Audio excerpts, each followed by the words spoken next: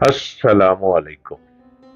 امید کرتا ہوں کہ آپ سب خیر و عافیت سے ہوں گے اور خیریت سے اپنی زندگی میں رواں دواں ہوں گے۔ زندگی میں مشکلیں بھی ہیں، رکاوٹیں بھی ہیں، آزمائشیں بھی ہیں، امتحان بھی ہے، اور بلا وجہ کے حاسدین حسد کرنے والے بھی ہیں، اور بلا وجہ کے منافقین بھی ہیں، اور بلا وجہ بہت سے ایسے لوگوں سے ٹکراؤ پڑ جاتا ہے آپ کا کہ آپ کو سمجھ ہی نہیں آ پاتی کہ میں کس طرف جاؤں، رائٹ جاؤں، لیفٹ جاؤں، سیدھا چلوں، کدھر جاؤں۔ اس الجھن میں آ کر انسان مرجھا جاتا ہے۔ جب الجھن میں مرجھانے لگتا ہے تو وہ کسی نہ کسی سٹریس میں مبتلا ہو کے کسی نہ کسی بیماری میں مبتلا ہو جاتا ہے، اور بیماری سب سے پہلے کیا ہوتی ہے؟ بلڈ پریشر، سر بھاری ہونے لگ پڑتا ہے۔ جب ڈاکٹر پہ جائیں گے تو وہ سب سے پہلے آپ کا بی پی لیں گے اور کہیں گے آپ کو بی پی ہو گیا۔ اب بی پی کوئی بیماری نہیں ہے، بی پی کاز سے ہے۔ کاز کیا؟ سٹریس کاز، اس سے بی پی آپ کو ہو گیا۔ ان تمام چیزوں میں انسان اتنا الجھنا شروع ہو گیا ہے، اتنا پھنسنا شروع ہو گیا ہے، اس کو اپنی بھی ہوش نہیں رہی۔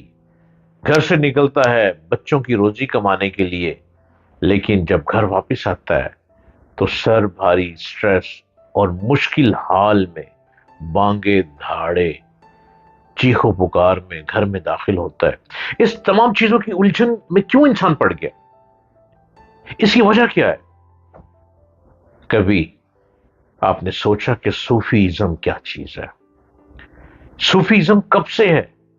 صوفیزم آج سے نہیں ہے، صوفیزم ہزاروں سال پرانا علم ہے، اور یہ وہ علم ہے صوفیزم جو صوفی کرتے تو عبادت ہیں، کرتے تو ریاضت ہیں، کرتے تو مجاہدہ ہیں، کرتے تو میڈیٹیشن ہے، کرتے تو وہ سانسوں کی مالا کو پیرو کر اور سانسوں کے ذریعے ذکر کرتے ہیں، سانسوں میں رہ کر کہیں ہو کی پکار کرتے ہیں، کہیں تو کی پکار کرتے ہیں، کہیں رب کی پکار کرتے ہیں، کہیں اللہ کی پکار کرتے ہیں، ہے وہ صوفیزم۔ لیکن ان صوفیزم لوگوں میں لوگ مست الست ہو جاتے ہیں۔ صوفیزم کی بیس کچھ یوں ہے کہ صوفیزم آپ کو سکون کی طرف لے کے چلتی ہے، صوفیزم آپ کو پاکیزگی کی طرف لے کے چلتی ہے، صوفیزم آپ کو بالکل نت نیا، بالکل بہت اچھا، بہت خوبصورت، بہت نکھار کے ساتھ دنیا میں لے کے چلتی ہے۔ صوفیزم کیا ہے؟ صوفیزم آپ کو محبت کا پیغام دیتی ہے، آپ سے لے کر محبت کا پیغام آگے پہنچاتی ہے۔ صوفیزم سینہ در سینہ چلتے چلتے آپ کے من میں اتر جاتی ہے۔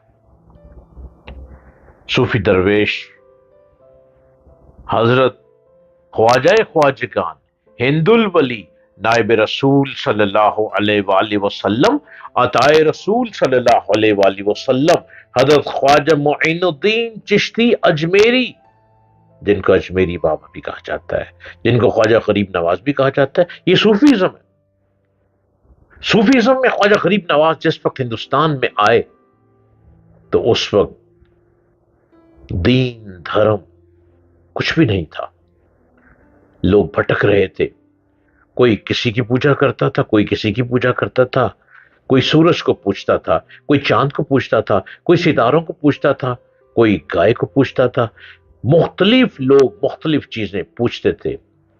خواجہ غریب نواز جس وقت ہندوستان میں آئے، انہوں نے آتے ہی محبت کا پیغام پھیلانا شروع کیا۔ وہ محبت کیا؟ لفظوں سے، ان لوگوں میں بیٹھ کر ان کی زبان کو سن کر محبت کے پیغام دینے شروع کر دیے۔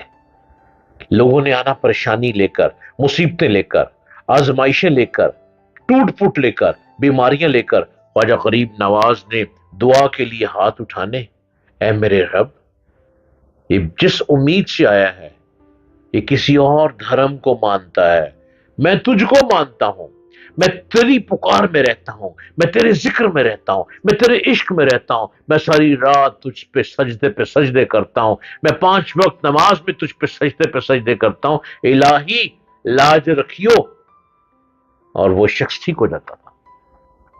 یوں خواجہ غریب نواز صوفی ازم کے وہ منبع تجلیات ہیں جنہوں نے 90 لاکھ لوگوں کو مسلمان کیا۔ 90 لاکھ لوگوں کو، یہ فگر دیکھیں کتنا بڑا ہے۔ مختصر وقت میں 90 لاکھ لوگ کیسے مسلمان ہو گئے؟